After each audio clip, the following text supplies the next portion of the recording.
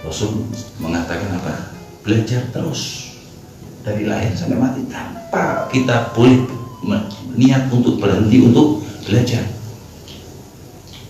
Orang sudah mengajar di beberapa majelis taklim, mempunyai majelis sendiri, bahkan mempunyai universitas. Dia masih terus belajar kepada Allah Subhanahu wa taala, biar statusnya dia di mata Allah masih dianggap orang-orang yang menuntut ilmu. Paling aman adalah derajat menuntut ilmu. Kalau di mata Allah orang tersebut adalah orang yang menuntut ilmu, paling aman. Nah, semoga kita digolongkan orang-orang yang menuntut ilmu. Allah berfirman, "Yarfa'illahu alladziina aamanu minkum walladziina utul ilma darajat." Allah Subhanahu wa taala mengangkat derajatnya orang-orang yang beriman kepada Allah, mantap dengan Allah Subhanahu wa taala.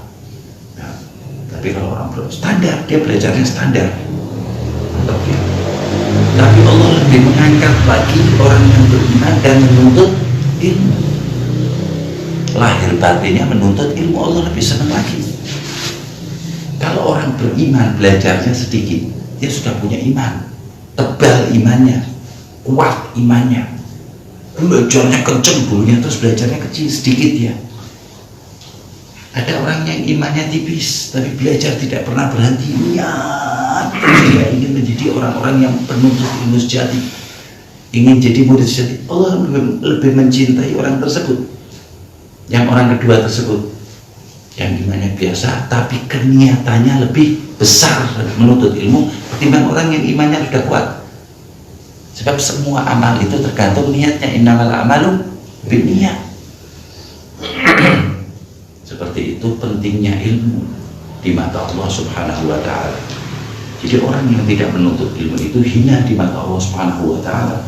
Tidak boleh terus menuntut ilmu, menuntut apapun halangannya, bagaimanapun cobaannya, tetap dia terjang masalah ilmu, maka dia akan mendapatkan manisnya ilmu. Dia akan mendapatkan keindahan mendapatkan ilmu. Dia akan mendapatkan nikmatnya memahami ilmu, nikmatnya tahu ibadah ini begini, ini begini. Memang dunia ini jahat ya. Kata Allah Subhanahu wa taala, dunia mal'un. Dunia ini mal'unah, terlaknat kata Allah Subhanahu wa taala. Dan dilaknat semua yang ada di seisinya. Wa mal'un ma fiha.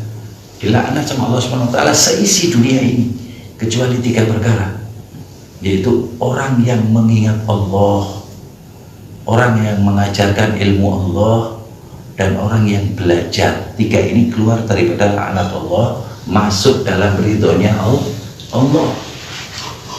Nah, orang sekarang terus disibukkan oleh dunia, banyak hal diperbaharui agar orang sibuk mengurusi dunia dan lupa dengan akhirat. Ini sekarang terus disibukkan, apa aja disibukkan, ada yang namanya online, semuanya dibikin mudah, tapi untuk melupakan Allah Subhanahu wa taala. Kelihatannya mudah tapi melupakan Allah Subhanahu wa taala. Dibikin mudah tapi mudah, fata morgana. Di mata Allah Subhanahu wa taala Allah enggak senang. Kata Allah taala di dalam Al-Qur'an, ya'lamun zahiran minal hayati dunya. Orang-orang itu banyak yang melihatnya hanya lahirnya aja masalah dunia. Ya'lamun zahiran minal hayati dunya. Yang dia percaya hanya yang terlihat pada matanya, mata kepalanya. Wa hum 'anil akhirati hum ghafilun. Dia dilupakan masalah akhiratnya oleh Allah Subhanahu wa taala gara-gara ngurusinnya dunia terus. Jangan sampai kita ini dijebak oleh dunia. Jaga keimanan kita.